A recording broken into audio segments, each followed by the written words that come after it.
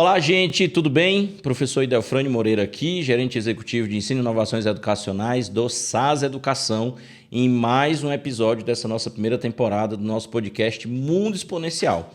Até aqui já deu para você entender, se está acompanhando todos os episódios direitinho, e se não tiver, já pode voltar e ver qual é o que você pulou, que a gente está muito antenado com essa coisa de mundo exponencial. Quando a gente veio aqui na estreia e dissemos quais eram os temas que a gente ia conversar sobre, trazer convidados, estava muito em linha com tudo que a gente conseguiu produzir nos episódios seguintes. Então a gente está chegando aqui quase no final da primeira temporada e um tema que, engraçado que as pessoas foram pedindo, que quer dizer que vocês também estão antenados e estão sabendo do que é que a gente está falando, e a gente, aguarde que vai acontecer. Que era a gente falar sobre profissões, que no modo como a gente tem falado nas escolas, a fala é sempre as profissões do futuro.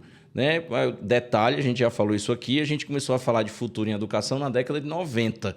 Então, a gente já está vivendo esse futuro, muita coisa já aconteceu, muita coisa está acontecendo e ainda tem muita coisa por acontecer. Na hora da gente ter essa visão, né, olhando para o que está acontecendo e olhando para o que está por vir, a gente tem que chamar quem entende do negócio. E nós temos um convidado hoje que entende dessas coisas, está sempre olhando para o que está acontecendo, aprendendo com as lições do passado e tem uma capacidade de projetar o que é que pode vir aí pelo futuro.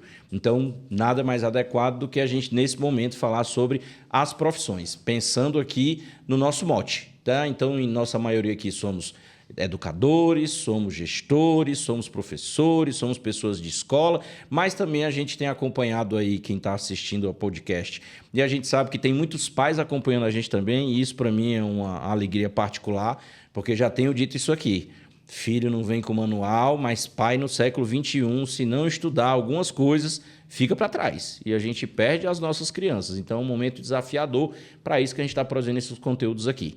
Então, no episódio de hoje, vamos falar sobre as profissões do futuro, como é que a gente pode trabalhar esta educação do mundo exponencial para preparar, não só pensando nas profissões, mas a gente sabe que é uma ansiedade comum. E aí nós trouxemos hoje um convidado aqui, que é o Ricardo Cavallini, Cava, não é isso? Como ele mesmo depois vai dizer, chama de Cava, que é uma referência para aqueles que não conhecem porque não estão acostumados a acompanhar, tecnologia, make, criatividade, marketing digital. Então, é uma das pessoas de referência e a gente tem uma alegria muito grande de receber ele hoje aqui para conversar com a gente. Tem aí um currículo, mas eu vou deixar para ele se apresentar e vocês vão entender por que faz sentido ele estar com a gente aqui hoje. Seja muito bem-vindo, muitíssimo obrigado. Se apresente aí para o pessoal. Legal. Primeiro, prazer estar aqui. Obrigado pelo convite. É um assunto que eu gosto, que eu falo bastante e que eu acho que está cada vez mais relevante, né? Bom, você já me apresentou, meu nome é Ricardo Cavallini, todo mundo me chama de Cava, então fica todo mundo à vontade para me chamar de Cava também.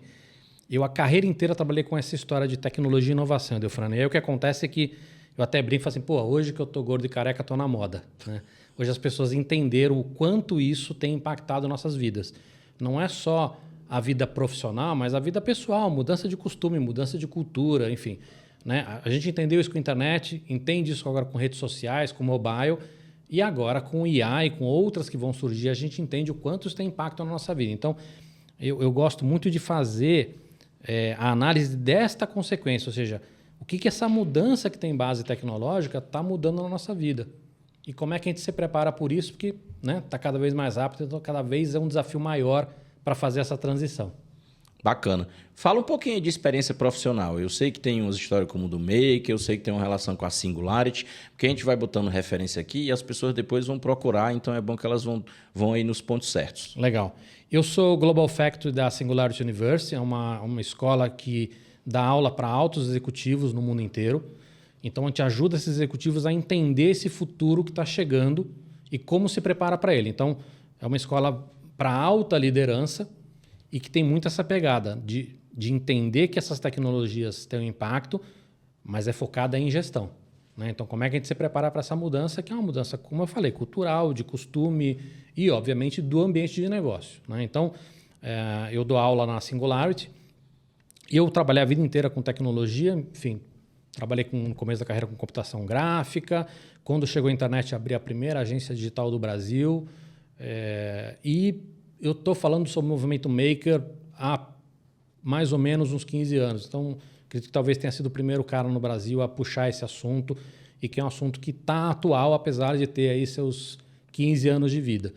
E que eu acho que para a educação é um assunto que já chegou, né? Para muitas empresas ainda não, mas para a educação acho que muita gente de gestão escolar já entendeu a importância de falar sobre cultura maker, movimento maker e tudo mais. Então, sempre nessas ondas aí. E agora nós temos uma onda nova que é IA. Né? Então, é uma onda que também eu escrevo sobre IA há mais de 20 anos. Né? Meu segundo livro já tinha um capítulo de IA, que lancei há mais de 20 anos atrás. Nesse livro mais recente tem também um capítulo sobre IA. Então, estou sempre acompanhando essas grandes ondas de revolução tecnológica que têm um impacto muito grande nas nossas vidas. Bacana. Vamos fazer referência ao livro aqui, porque, inclusive, é uma das curiosidades que eu tenho certeza que quem está assistindo aqui é porque se tem muito ouvido falar do quanto as IAs vão impactar o mercado de trabalho. E aí eu estava lembrando um dia desses, de uma época em que disseram, e eu entendo que nós devemos ter idade parecida, a gente viveu a mesma coisa, de uma época que disseram assim para a gente: quem não tiver curso de datilografia não vai ter espaço no mercado de trabalho. E naquela época, o que foi que os nossos pais fizeram?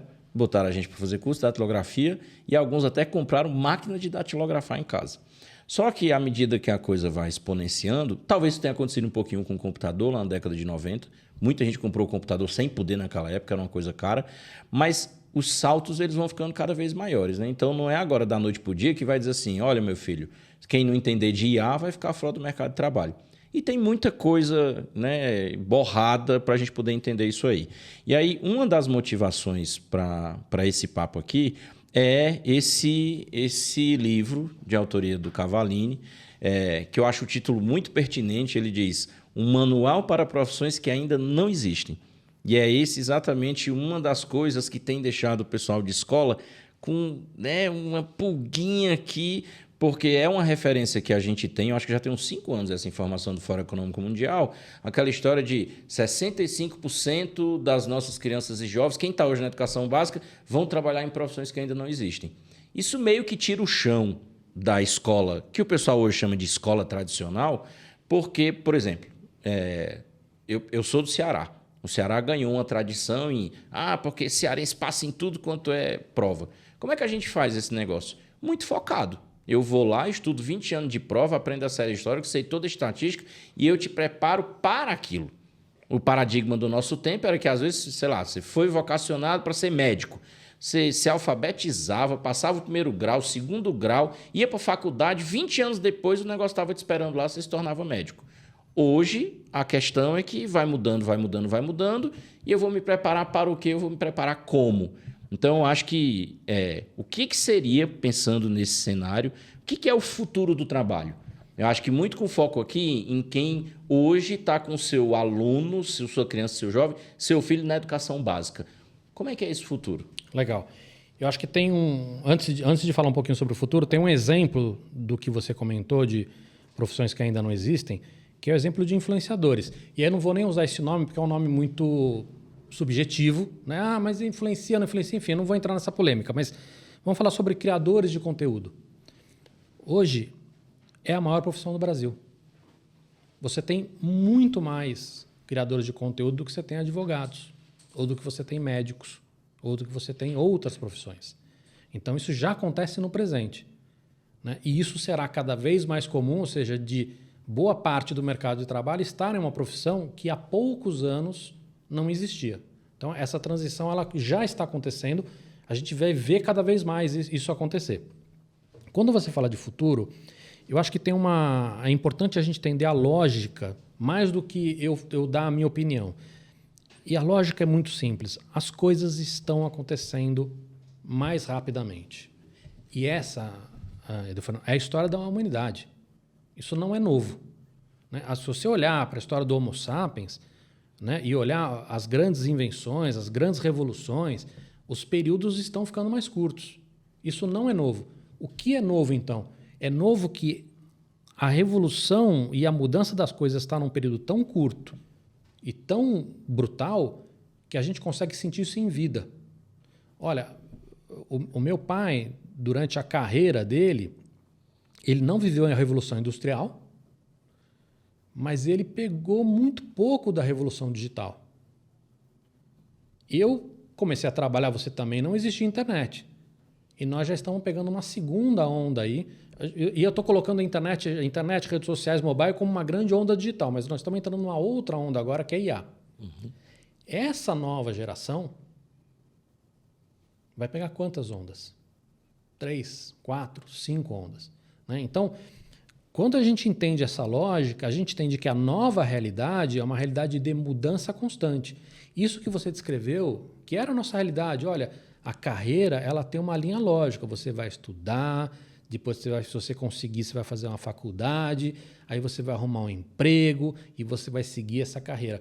Existia uma coisa muito bem definida. Óbvio que você tem mudanças, tem situações, mas existia no imaginário comum uma coisa muito bem definida. Isso já não é mais assim. Se você perguntar hoje para pessoas que estão há 30 anos na mesma empresa e falar, você vai recomendar para o seu filho, para sua filha ficar 30 anos na mesma empresa? A resposta da maioria dessas pessoas, eu sei porque eu pergunto para elas, a resposta é não. Não mesmo. Então, a gente escuta isso hoje, como executivo na companhia, um determinado momento a gente ajuda nas entrevistas, mesmo que não seja para a pessoa do nosso time. Quanto mais jovem é o candidato, ele próprio fala, mas você tem esse tempo todinho de empresa? Já enunciando que não, meu pensamento, meu mindset é outro. E essa é uma mudança prática e também é cultural. Né? Porque também é difícil de entender. Então, voltando, então é uma mudança muito rápida. Essa mudança muito rápida significa que a gente vai ter uma mudança constante e aí deixa de fazer sentido a gente falar de quais as profissões do futuro. Defrano, quantas matérias você já leu da profissão do futuro? Centenas. Todas elas falando da profissão do futuro. Que futuro? Os próximos 3 anos. Os próximos 2 anos. Os próximos 5 anos. Por que isso? Porque é impossível você prever 30. Mas se nós estamos falando dessa nova geração nós estamos falando de um período de longo prazo. A carreira dela, nós estamos falando que essa nova geração vai viver 100 anos, na pior das hipóteses. Então, nós não podemos estar preocupados nos próximos 3 anos. A gente tem que estar preocupado nos próximos 30, 60, 70 anos que essas crianças vão trabalhar. Então, deixa de fazer sentido a gente falar em profissão do futuro e passa a fazer sentido a gente falar do quê? De habilidades. Né? Então, quando a gente fala de se preparar para essas profissões do futuro, é se preparar para este cenário. E, para isso, a gente precisa preparar em habilidades. Como é que a gente trabalha essas habilidades para que essa nova geração esteja mais bem preparada para enfrentar esse futuro de mudança constante? Se a gente pensar em termos de, vamos dizer, currículo na educação básica, tem algumas mudanças nos últimos anos que tentam acompanhar isso, né? Então, você vê que, por exemplo, hoje você tem, desde 2009, né, nós temos um Enem, um Exame Nacional do Ensino Médio, que elabora as provas a partir de uma matriz de habilidades e competências. Tudo bem que 20 anos depois a gente ainda está trabalhando com a mudança no mindset de todo mundo de não trabalhar os conteúdos e trabalhar a habilidade e competência. Então, uma coisa é eu saber calcular a velocidade média, outra coisa é eu entender como é que eu posso melhorar o sistema de monitoramento de infração de excesso de velocidade na via. Mas já aponta para isso. Quando você olha para a BNCC, né, então você está olhando em parte para um currículo base, mas você também está olhando para as competências gerais, para habilidades que são necessárias para aquilo. Isso muda completamente o paradigma. Mas, nesse sentido de mudança, também traz uma coisa importante.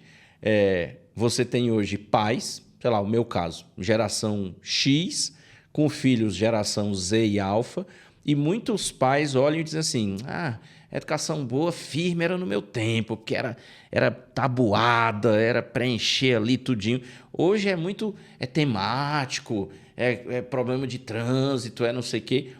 Isso exige um entendimento, o que eu falei no começo, não só do jovem, de por que eu estou estudando o que eu estou estudando, mas dos próprios pais, para poderem entender que é um mundo diferente, né? E aí, falando em termos de habilidade, tá? Vamos enveredar nessa linha. Que habilidades são essas? Porque, assim, tem um monte de matérias sobre profissões, mas também tem um monte de relatórios sobre habilidade. De vez em quando vai aparecendo um novo aí. Que habilidades são essas que tu enxerga? Como é que essas coisas se conectam? Antes de falar de habilidade, quero comentar o que você falou. Não é trivial essa mudança. Né? Então, a gente não pode achar que é fácil, vamos nessa linha e agora é habilidade e acabou. Não é trivial. E tem duas dificuldades nisso que você comentou. Uma é o ecossistema. Não adianta a escola querer mudar e os pais ainda querem que ela seja aprovada no Enem do jeito antigo, né? Ou, no meu tempo era melhor, que era assim. Então, nós fazemos parte de um ecossistema. Então, e esse ecossistema, ele não está no mesmo tempo que todo mundo. Então, isso é uma das dificuldades. A segunda dificuldade é que a gente precisa ter os pais também junto nessa história. É o que você comentou. E isso é muito difícil. Qualquer um que participe hoje de grupo de WhatsApp de pais e mães sabe a dificuldade que é, né? É pior do que reunião de condomínio. Então, esta conversa, trazer os pais para esta conversa, não é trivial. É muito complicado. Então, eu não quero dizer aqui que é simples essa mudança. Ela não é simples, mas ela é necessária, como a gente está falando. Agora, quando você fala de habilidades, eu acho que também esta é uma conversa que a gente não deveria ter uma verdade absoluta no que você acha, no que eu acho. Então, é também parte dessa conversa.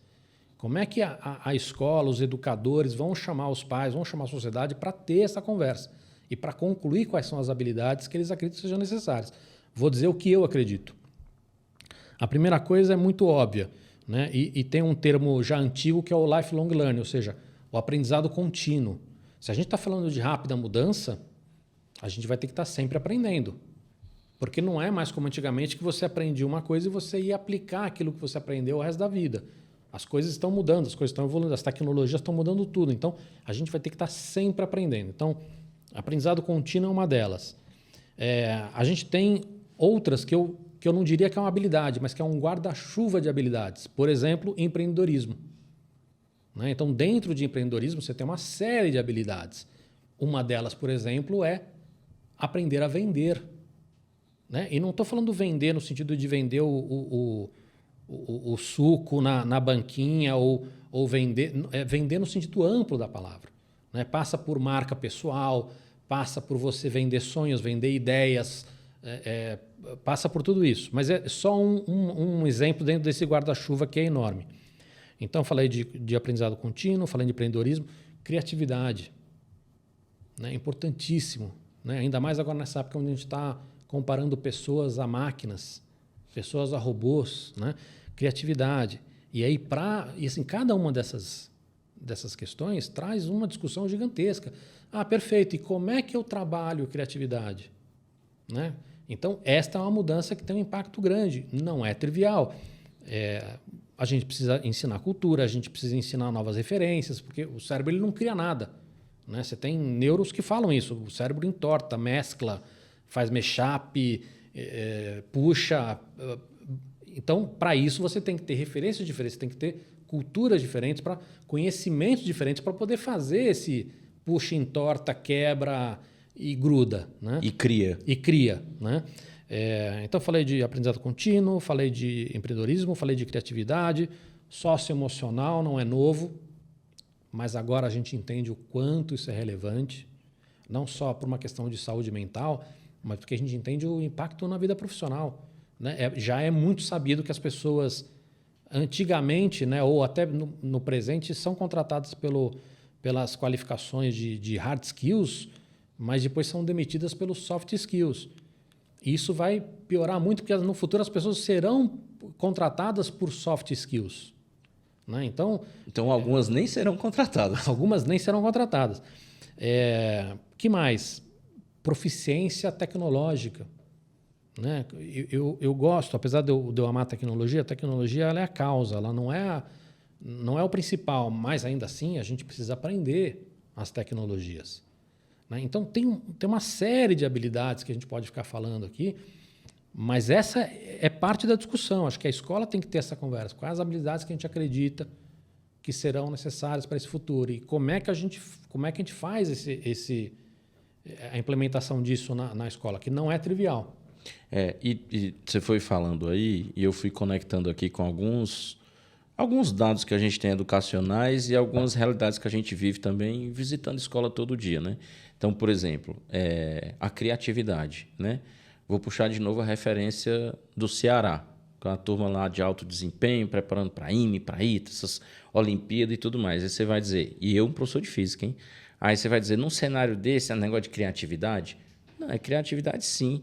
Se você olhar o último relatório do PISA, um dos relatórios, eles fizeram na última edição, que saiu agora em 2020, foi em 2022, eles fizeram uma pesquisa nos países da OCDE sobre o pensamento criativo das crianças e jovens, né?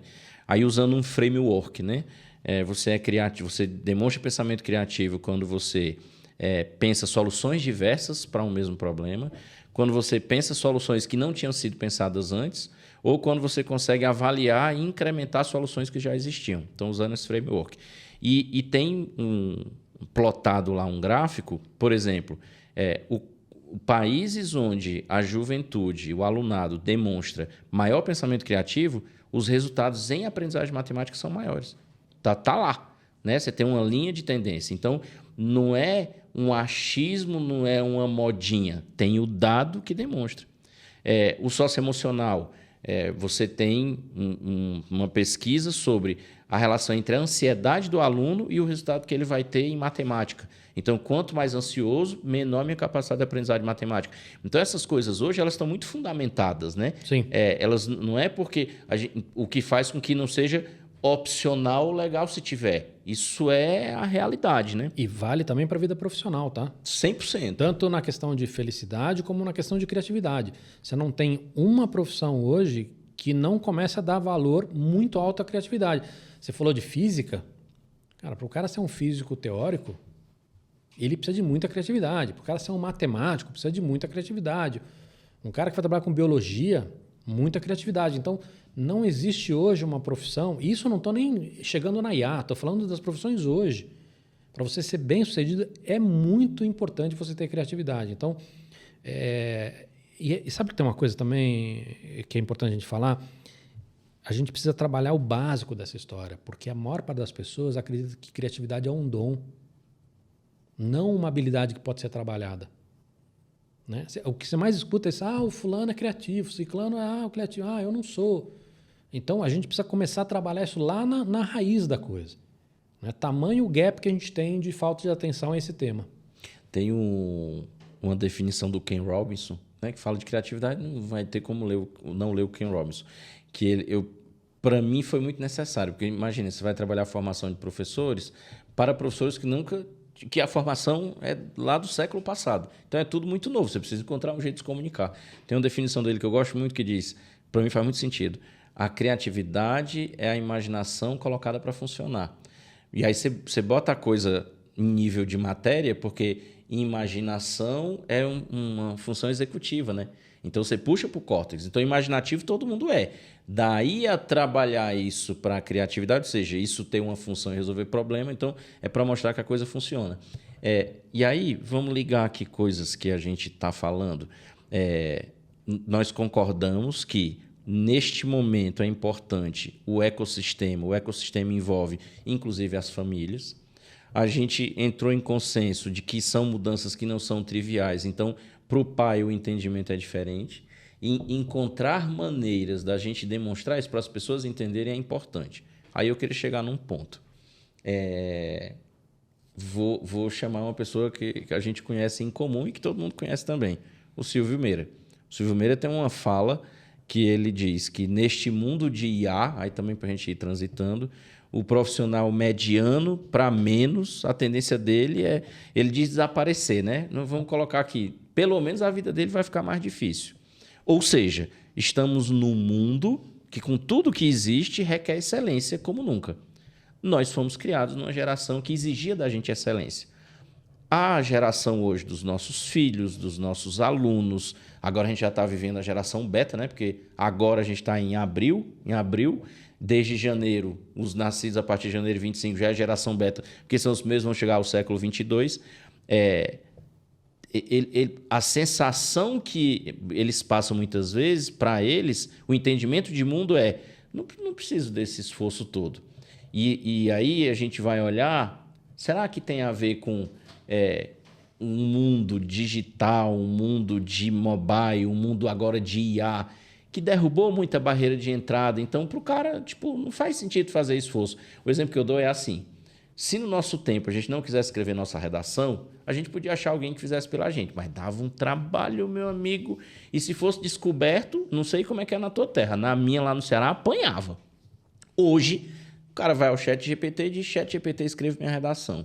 Então, para um jovem, para uma criança que está em formação, entende-se que o mundo não requer esse esforço todo. Isso faz parte dos desafios que a gente tem, um mundo que exige excelência e uma geração ou gerações que estão entendendo que não, eu não preciso fazer esse esforço todo. Vamos lá.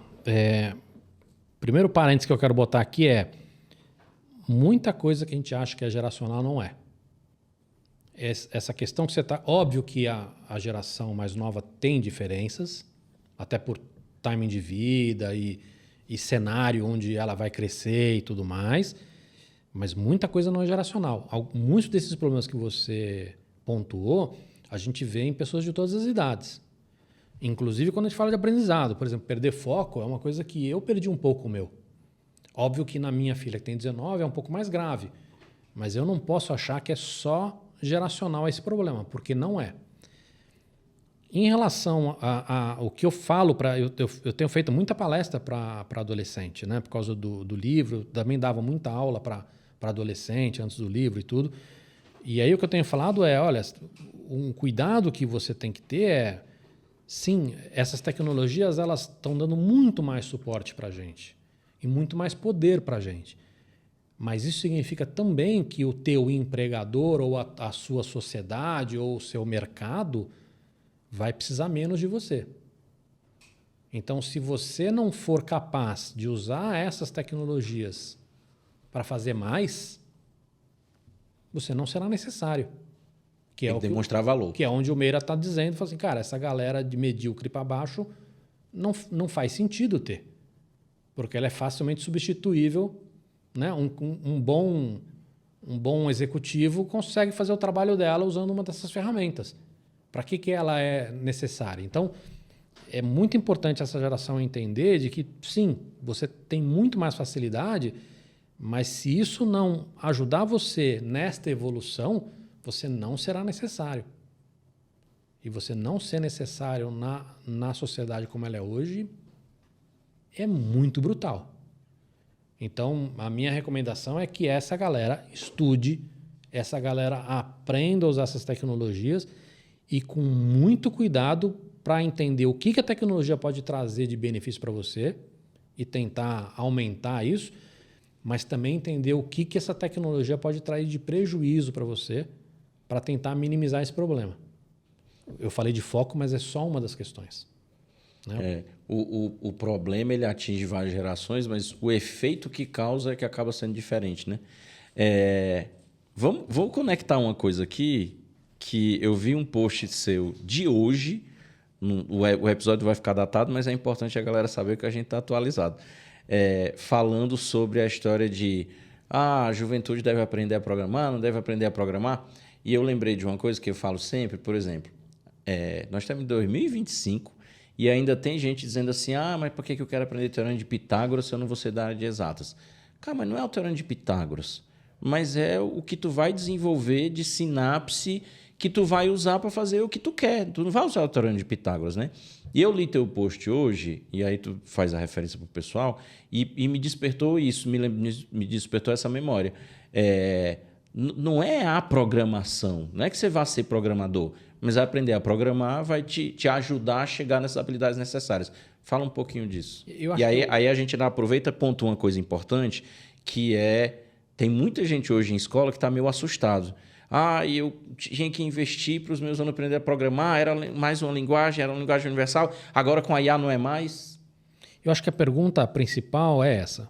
Por que você está dando aula disso? E não é só para programação. Por que você dá aula de história? Por que você dá aula de matemática? Por que você dá aula de física? Por que você dá aula de português? Né? Existe um porquê você está dando essa aula. Então, e isso é uma coisa interessante. Se você sair perguntando para as pessoas por que a gente aprende história, você vai ver que vai ter muita resposta diferente. E para cada uma dessas respostas, faria sentido você ensinar a história de uma maneira diferente. Então, se eu estou aprendendo na escola para, por exemplo, aprender que os erros do passado têm consequência no futuro, ou entender que existem diferentes culturas, ou não repetir os erros do passado, enfim, você vai ensinar a história de uma maneira. Talvez não seja tão relevante, por exemplo, você decorar algumas datas. E acho que vale para tudo, né? Hoje, quando você estudar matemática, você aprende cálculo, mas você tem computadores que fazem isso, mas você aprende cálculo para você entender, ajudar você a ter um raciocínio lógico, você ajudar a resolver problemas complexos. Existe um porquê de ensinar aquilo. Inclusive, você entender o que está por trás de tudo aquilo. E isso é muito relevante. Então, quando eu falo, por exemplo, de IA, é muito importante a gente entender como é que ela funciona. Para entender, alinhar a expectativa, entender o que ela pode fazer, o que eu posso esperar dela, o que eu não posso esperar dela, quais os riscos que ela pode me trazer, quais os benefícios que ela pode me trazer. Né? E programação é a mesma coisa. Por que se ensina programação? É porque está na moda? Essa é uma resposta válida. Eu não concordo, mas é uma resposta válida. Porque os pais estão pedindo. Perfeito. Então, você dá aula de programação, a hora que essa moda acabar, talvez não faça mais sentido você dar aula de programação. O que eu acredito que nós ensinamos programação não para transformar as crianças em programadores, mas para aprender como as coisas funcionam, para ajudar no raciocínio lógico. Tem uma série de porquês se ensinar a programação. E alguns são muito relevantes. Você entender como as coisas funcionam. Hoje quase tudo tem código, Edelfrano. Então você entender essa lógica te ajuda a fazer entender como as coisas funcionam. E entender como as coisas funcionam te ajuda a entender como melhorar as coisas. E aí se linka tudo. A gente está falando de empreendedorismo. Empreendedorismo não é só você criar seu próprio emprego. É também você buscar soluções novas para problemas novos e antigos. E para isso também é importante você entender como as coisas funcionam. Para ver limitações, ver possibilidades, enfim. Então, não importa se eu estou falando de alguma coisa mais altruísta, como é que eu melhoro a ciência, ou vou trabalhar com saúde, quero criar novos medicamentos, etc. e tal, ou situações mais corriqueiras, como você falou agora, eu quero, no exemplo que você deu da cidade lá, como é que eu vou melhorar o trânsito, enfim. Né? Então, você precisa entender como as coisas funcionam. Então, eu acho que a discussão principal tem que ser essa. Por que eu estou ensinando isso? Né? E antes disso, qual que é o meu objetivo? São as habilidades do futuro? Quais são as habilidades do futuro? Acho que esta conversa, e que acho que já está mais forte no mercado de educação hoje, mas precisa se fortalecer muito mais. Precisa acontecer e precisa envolver o ecossistema. Vamos bater... Faz sentido ou não? Faz. Não, fechou. Vamos bater um pouquinho nessa história do empreendedorismo? É muito bonito dizer, não você CLT, você empreendedor. Mas o que é ser empreendedor neste cenário que a gente vive hoje e olhando para o futuro? Eu acho que é ser menos dependente. Essa é uma das questões. Hoje, se você vai conversar com executivos, eles não entendem mais que empreendedorismo é ter sua própria empresa. Você pode ser o que eles chamam de intraempreendedor. Você pode empreender dentro da empresa que você trabalha, independente de você ser CLT ou não. Então, eu acho que empreendedorismo tem mais a ver com esta capacidade que as pessoas têm de criar soluções novas e de ser menos dependente de uma estrutura engessada. Não importa se eu estou falando da empresa, não estou falando do mercado. Então, isso tem a ver também com você criar seu próprio emprego no futuro. Se ele acabar, ou se ele mudar, ou se o mercado de trabalho se desconfigurar, enfim. Então, eu acho que quando a gente fala de empreender, é ter estas habilidades que vão te dar essa autonomia para você seguir o seu caminho. Né? Óbvio que hoje, como qualquer palavra, ela acaba meio que em desuso, acaba sendo maculada. Então, o Uber é um empreendedor? Eu acho uma discussão que não vale a pena a gente ter. Eu acho que não. Mas a gente começa a entrar nessas discussões que não são pertinentes. Então, eu gosto de entender que empreendedor é esse perfil de pessoa, de profissional, que consegue ter mais autonomia para trilhar o seu caminho. Seja como CLT numa empresa, onde ele vai ajudar essa empresa a inovar e criar soluções novas e tudo mais, seja criando o próprio emprego, seja criando novas indústrias. A gente tem dentro eu falei muito do movimento maker, dentro do movimento maker você tem exemplos de pessoas que criaram indústrias novas, né? Ou fizeram ressurgir indústrias que estavam esquecidas, né? E criando um mercado de trabalho novo, de dezenas, centenas de bilhões de dólares por ano no mundo. Então, acho que tem mais a ver com isso do que, mas empreendedor é startup? Não.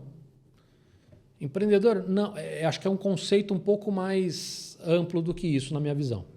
E eu, como pai, gostei desse aí. Esse episódio vai ser assistido lá em casa pelo meu mais novo, porque ele precisa escutar isso. Aí eu acho que conecta com outra coisa. Se a gente pegar essa ideia do empreender, que não é só ter sua própria empresa, que você pode empreender onde você trabalha e que isso tem a ver com você ter autonomia e não ser tão dependente.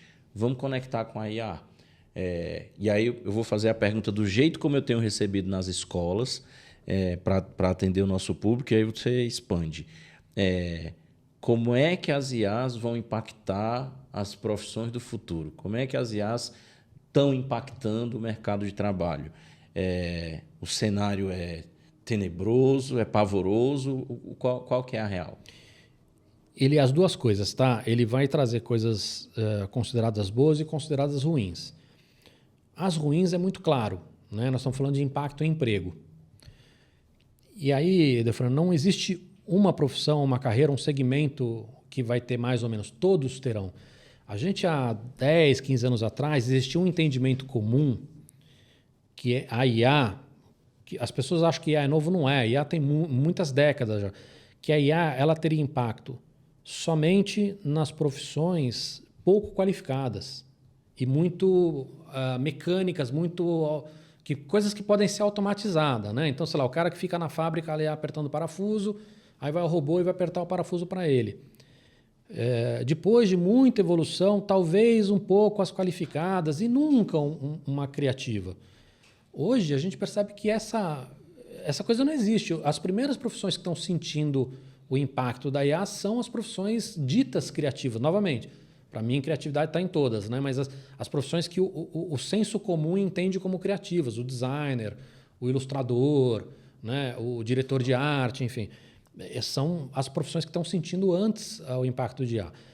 E as não qualificadas, as duas. Um médico vai ter impacto em IA, um advogado vai ter impacto em IA, o profissional que está no chão de fábrica vai ter impacto. Então, não existe essa regra de qual será impactado ou qual será impactada primeiro.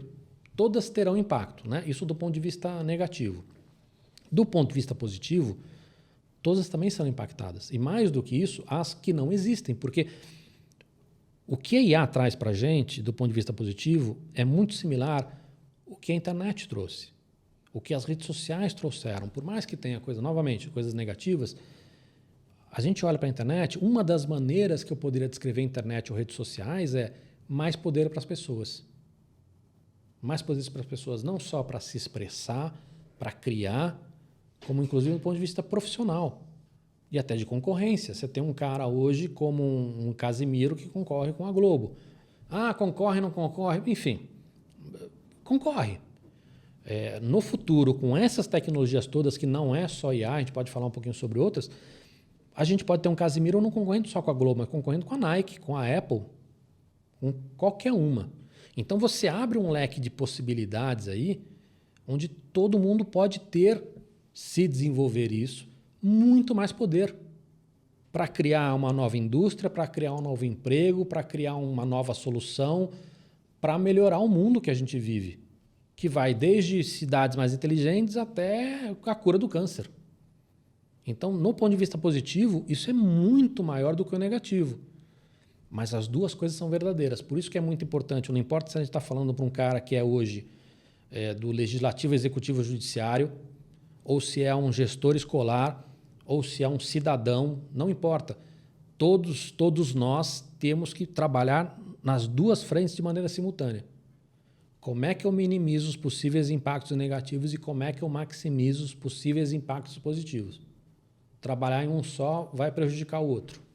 No final das contas, a gente ganha um poder e poder traz responsabilidade. Vai ser de como a gente vai usar, né? A frase nerd de todo Entendedores entenderão a referência.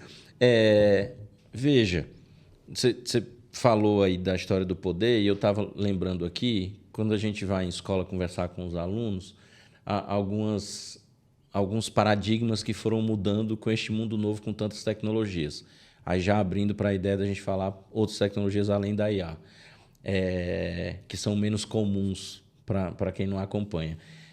Por exemplo, hoje, o camarada está lá na escola e ele decide que vai fazer, por exemplo, matemática ou física. Antigamente, o cara ia fazer matemática ou física ou porque ele era vocacionado ou então porque ele não conseguia passar noutra coisa. Aí ele ia naquela lá e nunca nem terminava o curso. Hoje em dia, matemáticos e físicos são muito mais valorizados, sempre foram muito valorizados, mas hoje com muito mais possibilidades, porque estão aí nas pontas do que há em termos de tecnologia. E aí, bom, com toda a possibilidade que o mundo hoje traz, o menino pode estar em qualquer lugar do Brasil e ele pode fazer sua vida trabalhando em computação quântica na França, sei lá. Sim. Psicologia, um dos meus filhos agora está terminando psicologia. Ele começou o curso achando que ia clinicar. Hoje ele vai terminar o curso sabendo que ele pode trabalhar com robótica, com IA, com ciência cognitiva, uma série de outras possibilidades. O que é que existe para além da IA? E eu sei que tu é um cara, acompanho sempre teus conteúdos, tu é um cara muito antenado nisso e que são coisas que as pessoas não olham, né? O que seriam outras áreas de tecnologia hoje que mexe com essa coisa do mercado, com as profissões, além da IA? Legal. Antes, vale a pena comentar uma coisa que acho que está nas entrelinhas aqui, quando a gente falou de habilidades, mas que as habilidades e conhecimentos que você adquire em uma carreira, uma profissão, um emprego, você leva para outros. É o exemplo que você deu do teu filho. Pô, estava trabalhando em psicologia e achava que ia clinicar e hoje ele vê um mundo abrindo para ele. E você ainda colocou um mundo que está muito próximo, que usa o conhecimento específico de psicologia. Mas o conhecimento dele de psicologia pode ser muito útil para ele para áreas e profissões, de repente para comércio, que nem é diretamente ligado a isso, né? Então, acho que isso é uma coisa relevante para se falar. De outras tecnologias, tem muitas, eu vou citar algumas, e é importante entender que elas não estão separadas. Uma está ajudando a outra. E isso faz com que elas tenham um impacto ainda maior. Então, IA, obviamente, não só é a que está na moda, mas é a grande vedete e é o maior impacto.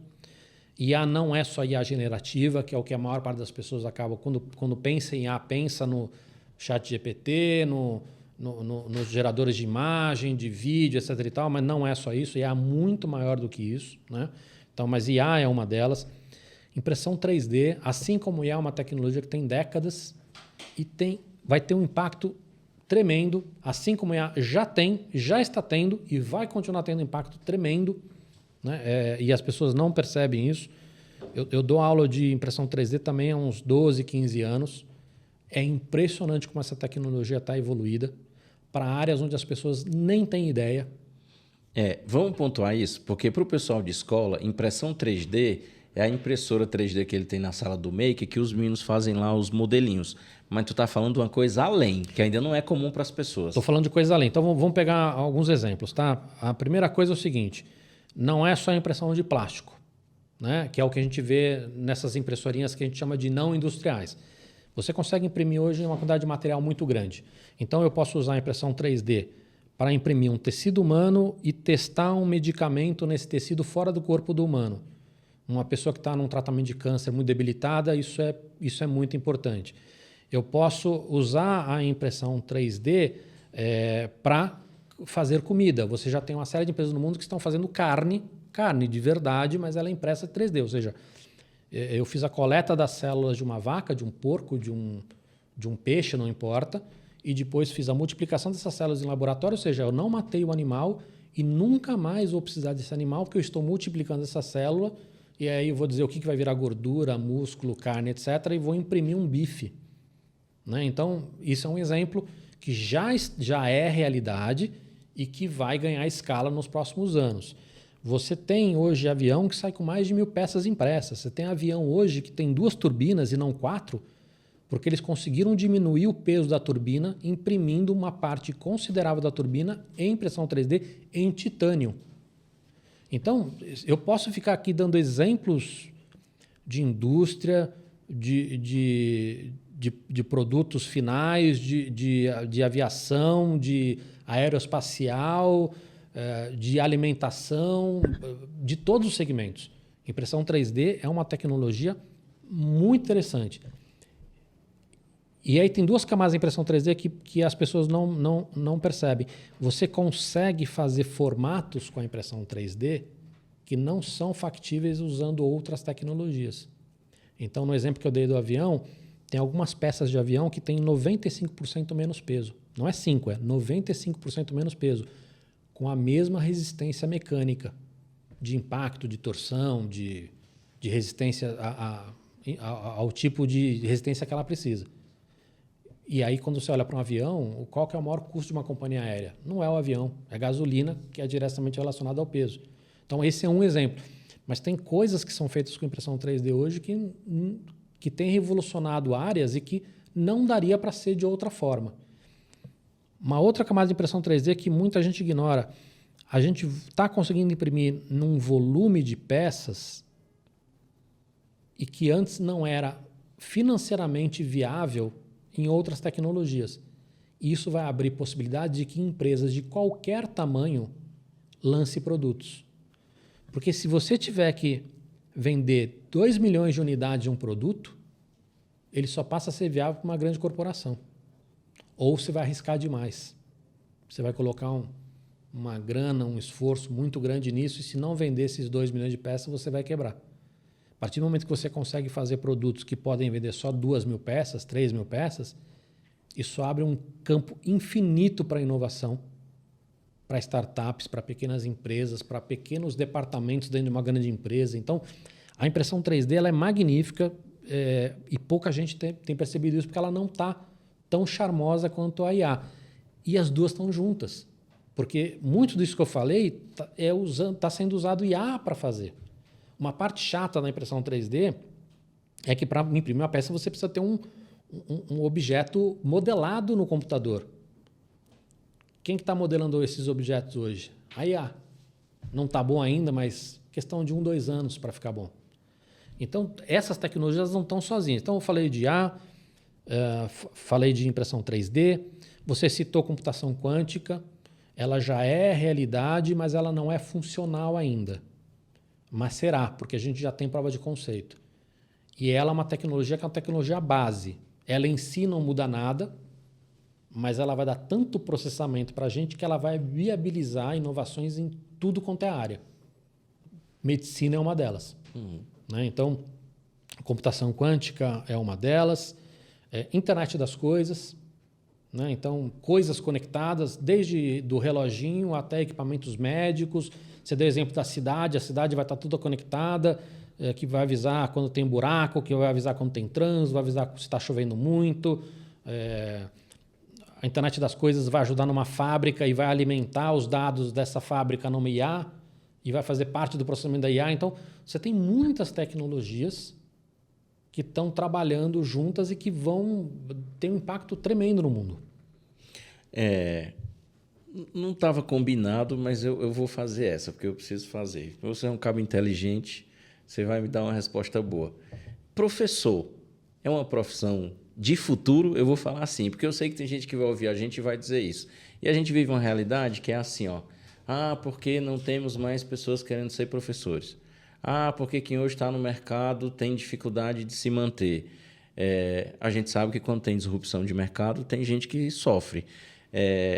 Mas a gente está falando aqui, pelo que eu estou entendendo, tudo tem a ver com mais aprendizado e não com menos. A gente está falando da tecnologia da autonomia para as pessoas, mas essa própria tecnologia ela tem que ter um preparo, uma curadoria, um direcionamento e tudo mais. Aí eu lembrei aqui, uma vez eu vendo a história daquele Sugata Mitra, que foi o cara que lá atrás fez um buraco no muro, botou um computador e dali nasceu a ideia de que a internet ia revolucionar a educação do século XXI. Né?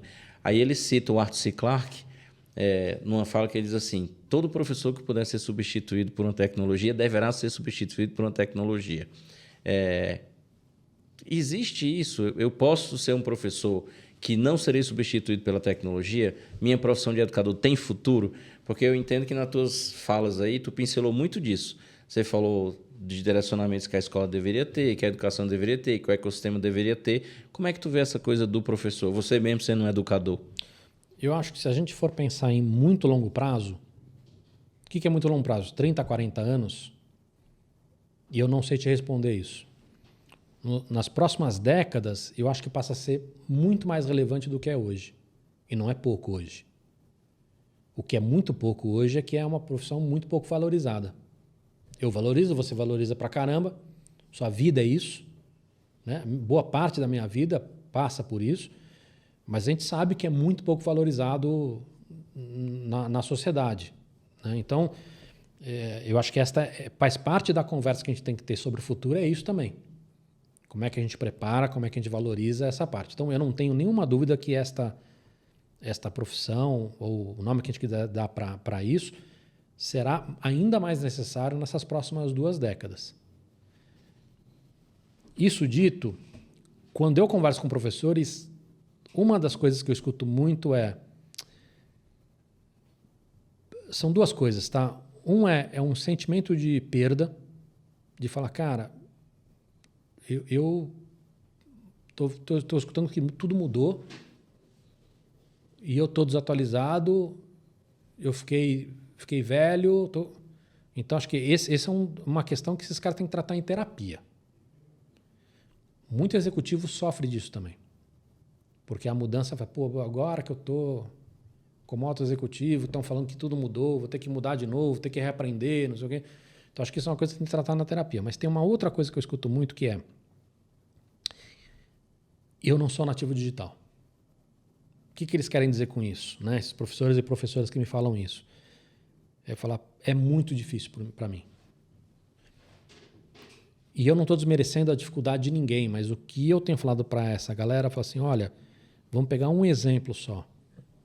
Falar de IA generativa. O que eu preciso para trabalhar com maestria com a IA generativa? Eu preciso de acesso. Hoje é caro? Podemos dizer que sim para a realidade do Brasil, mas você já tem muita coisa gratuita. Você consegue entrar no chat GPT hoje. Mas ele, sei lá, tem uma hora que não faz mais isso, ou é mais lento, tem um que é pago, que é melhor. Tem. Mas o gratuito, você tem o Cloud, você tem o GPT, você tem o Gemini, você tem o gratuito, já é uma maravilha perto do que era um mês atrás. O gratuito do mês seguinte vai ser uma maravilha perto do que... Então, não é o melhor, mas já tem o gratuito. E para muita gente tem condições, com R$100 por mês, você consegue um bom acesso. Então, acesso todo mundo tem. Nem todo mundo, tem gente que não tem computador. Eu entendo isso, né? Mas vamos lá, acesso é viável. A segunda coisa é aprender a usar essa ferramenta. Gente, é chato? É chato. Mas eu tenho uma dificuldade? Tem, mas você está no melhor momento do mundo para isso. Você tem quantos vídeos no YouTube que ensina? O próprio ChatGPT pode te ensinar. Difícil era aprender a ligar o computador em 1990 quando tu nunca tinha visto um. Eu falei, não vou entregar a minha idade, mas, cara, não tinha livro, não tinha para quem se perguntar. Se tivesse tutorial, era um negócio desse tamanho, assim. Eu sou da época que as coisas que eu queria aprender, você tinha meia dúzia de pessoas no Brasil que sabia fazer. Né? Então, você tinha que bater na porta de um cara que era um completo desconhecido e falar, me ensina. Entendeu? O cara fala assim, quem é você? Né? Então, hoje você tem o próprio ChatGPT. Você vai lá no ChatGPT e diz assim, olha, eu tenho 1 hora por semana, 1 hora por mês, eu não entendo nada, eu quero aprender isso e aquilo, monta um plano para mim. Aí ele monta, você vai conversando com ele, isso aqui eu não entendo, dá para quebrar isso aqui, onde, como é que eu aprendo isso, como é que não sei o quê, como é que eu procuro isso no YouTube. Aprender é acessível para todo mundo. Tem uma terceira coisa que eles não levam em consideração. Saber fazer a pergunta certa e saber avaliar se a resposta está certa. Quem está melhor nessa história, o professor ou o aluno? Então, se a gente for analisar friamente, esses professores que acham que não são nativos digitais estão melhor preparados do que os alunos para essa transição. Então, eles podem fazer essa transição. Né? Então, acho que tem que ter esse cuidado. Né? Eu sei que não é fácil, que a vida de todo mundo é difícil, eu não tenho tempo, eu entendo tudo isso, mas analisando cruamente... Tem solução. Tem solução, é viável, e ninguém melhor do que o professor para poder entender o que o ChatGPT destrói a maneira como ele dá aula hoje e o que o ChatGPT pode criar uma nova maneira de dar aula. Entendeu? Essa é a discussão. Parte da dificuldade que a gente tem, Delfrano, é que nós estamos nessa transição, não existe respostas prontas. Daqui 20 anos vai ter lá um manualzinho que fala assim, olha, é assim que usa, é dessa forma, a sua aula vai ser dada assim, o livro do professor é esse. Depois de 20 anos de curva de aprendizado. Vai estar resolvido. Hoje não está. Essa é parte da dificuldade. Agora, para mim, essa é parte da graça. Porque nós não estamos falando de mais poder para as pessoas, o que eu estou dizendo é, nunca antes na história da humanidade as pessoas tiveram tanto poder. E aí, o que um professor, o que um gestor escolar pode incentivar a mudar, pode mudar não só a vida dos alunos dele, mas pode mudar a educação no Brasil e talvez no mundo. Não é uma loucura pensar nisso. Entendeu? Então, assim, eu fico muito animado quando eu olho por essa perspectiva, onde qualquer professor de qualquer lugar, do interior do Nordeste, do Sul, do Mato Grosso, de Uganda, um cara ali pode puxar um negócio que alguém vai olhar e falar, pô, isso é legal. E ajudar nessa transição. Eu já te vi fazer uma fala dizendo assim, a gente está vivendo ficção científica, né? O que já foi ficção científica é o que a gente está vivendo hoje. E eu acho que parte de entender isso e curtir, porque isso é uma vibe muito bacana, né? Isso é que faz as coisas andarem, né? A gente falou um pouco para gestor, falou até para pai, falou agora para professor. Vamos dar uma amarração aqui na conversa, que a gente tem que fechar o episódio num tempo ok. Aí eu acho que a gente podia fazer assim. A gente começou falando do livro, vamos terminar falando do livro. Você escreveu o livro para sua filha. Sim. Ela tinha 16 na época, agora você 17. disse que ela está com 17, agora ela está com 19. Muito bem. Pois partindo da ideia do livro, e aí vamos falar para a garotada agora que está na escola. Porque eu tenho dito muito isso nas palestras, assim, tá difícil para você como professor entender esse mundo. Tá difícil para o pai entender o filho. Mas tu imagina como tá difícil para o filho, para a mocinha, para o rapaz, Sim. que estão começando a pensar, olhar para frente. A gente passou por essa fase. E quando eu tiver que me virar só, né? Quando eu for me lançar no mundo, o que eu vou fazer? E uma coisa era quando ele sabia o que ele ia encontrar lá de profissão. E agora a gente está falando que tem todas essas possibilidades aí. O que a gente pode dizer para a meninada? O que você disse para sua filha? O que você diria hoje?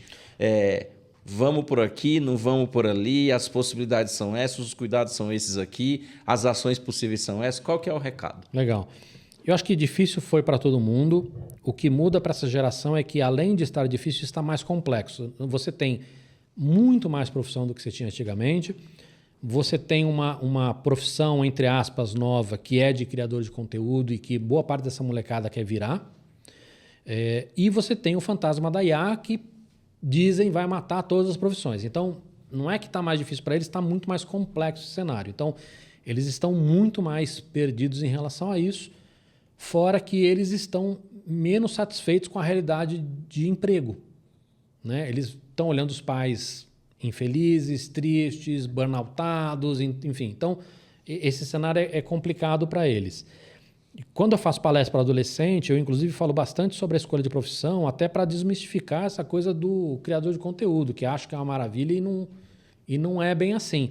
É sim a profissão mais democrática que existe, qualquer um pode ser, mas é uma profissão muito complicada e na palestra eu explico por que eu acho isso.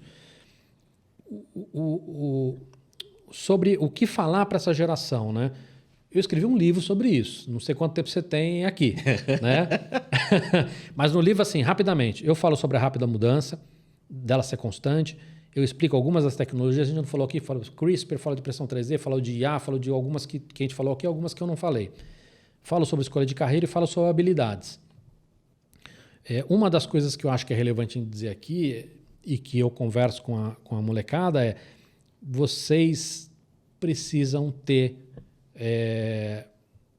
não só proficiência nas tecnologias, que é uma coisa que eles entendem, mas vocês também têm que ter resistência para conquistar e passar por todos esses passos.